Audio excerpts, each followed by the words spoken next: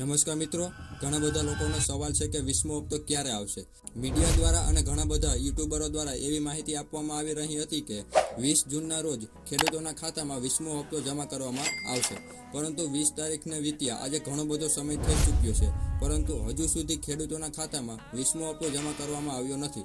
તો સવાલ એ છે કે વીસમો હપ્તો ક્યારે આવશે। વીસમો હપ્તો ક્યારે આવશે એના કરતાં પણ મહત્વની વાત એ છે કે વીસમો હપ્તો ક્યાં ખેડૂતોને મળશે, શું તમને વીસમો હપ્તો મળશે કે નહીં। તેના માટે ગુજરાત સરકારે એક યાદી બહાર પાડી છે, એ આપણે ઓનલાઈન ચેક કરીશું કે તમને વીસમો હપ્તો મળશે કે નહીં મળે।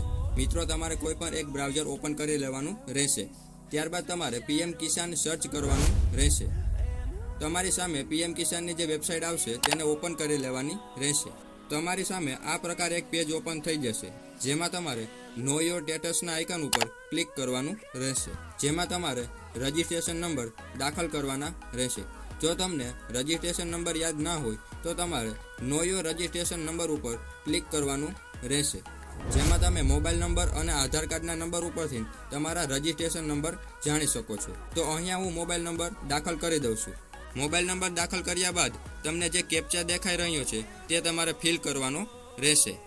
ત્યારબાદ તમારે ગેટ મોબાઈલ ઓટીપી ઉપર ક્લિક કરવાનું રહેશે। તમારા જે મોબાઈલ નંબર પીએમ કિસાનની વેબસાઇટ સાથે લિંક છે તેમાં એક ઓટીપી આવશે, તે ઓટીપી દાખલ કરીને ગેટ ડિટેલ્સ ઉપર તમારે ક્લિક કરવાનું રહેશે, એટલે તમારા રજિસ્ટ્રેશન નંબર અને વ્યક્તિનું નામ અહીંયા જોવા મળી જશે, જેમાં તમારે રજિસ્ટ્રેશન નંબરને નોટ કરી લેવાના રહેશે। આ પ્રકારે તમે તમારા રજિસ્ટ્રેશન નંબર જાણી શકો છો।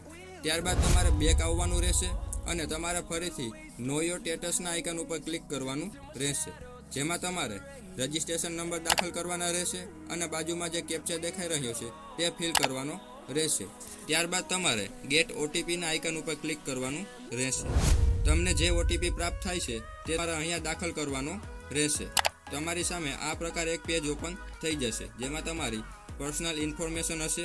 તમારે એલિજિબિલિટી સ્ટેટસ ઉપર ક્લિક કરવાનું રહેશે, જેમાં તમારું લેન્ડ સીડિંગ, કેવાયસી સ્ટેટસ અને આધાર બેંક સીડિંગ યસ હોવું ફરજિયાત છે। જો આ ત્રણેય યસ નહીં હોય તો તમને વીસમો હપ્તો મળશે નહીં।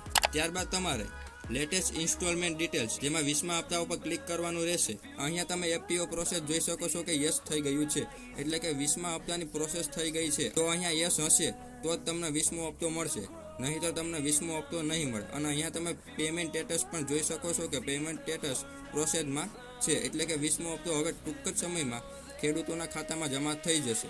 એટલે તમારે આ પ્રકારે ઓનલાઈન ચેક કરી લેવાનું છે કે આ બધા વિકલ્પ યસ ઉપર છે કે નહીં। જો આમાંથી કોઈ પણ એકમાં નો હશે તો તમને 20મો હપ્તો મળશે નહીં। હવે આપણે વાત કરીએ કે 20મો હપ્તો ક્યારે આવશે।